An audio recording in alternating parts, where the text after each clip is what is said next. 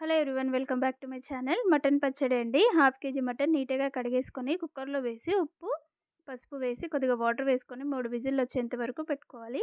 ఇలా ఉడికిన తర్వాత పీసెస్ అన్నీ సపరేట్ చేసుకొని పక్కన పెట్టేసుకోవాలి. ఆ వాటర్తో సూప్ చేశానండి. నా ఛానల్లో షార్ట్ వీడియో ఉంటుంది, ఒకసారి చూడండి.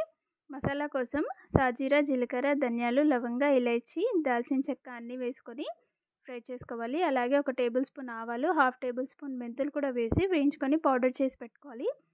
నూనె వేడెక్కిందండి, అందులోకి మనం ఉడకపెట్టుకున్న మటన్ వేసి ఫ్రై చేసుకోవాలి. ఇలా కొద్దిగా ఫ్రై అయిన తర్వాత లో ఫ్లేమ్లో పెట్టి ఫ్రై చేయాలి. ఆల్రెడీ ఉడకపెట్టాం కాబట్టి ఎక్కువ టైం ఏం పట్టదు. ఇలా కలర్ చేంజ్ అయితే సరిపోతుంది. తీసేసి పక్కన పెట్టేసుకోవాలి. ఇప్పుడు అదే ఆయిల్లో జీలకర్ర, ఆవాలు వేసుకోవాలి. అవి కొద్దిగా వేగిన తర్వాత అందులోకి ఎండుమిర్చి కూడా వేసి అవి కూడా వేగిన తర్వాత మనం ఫ్రెష్గా దంచి పెట్టుకున్న 2 టేబుల్ స్పూన్ల అల్లం వెల్లుల్లి పేస్ట్ కూడా వేసుకోవాలి.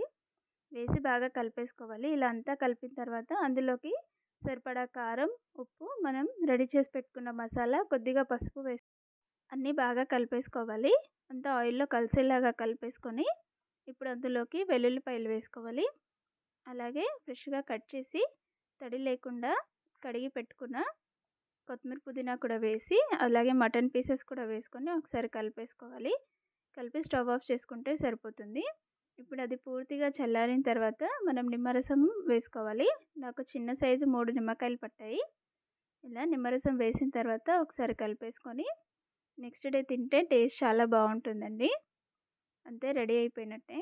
నా వీడియో కనుక నచ్చితే ప్లీజ్ లైక్ చేయండి, షేర్ చేయండి, సబ్స్క్రైబ్ చేసుకోండి. Thank you so much for watching.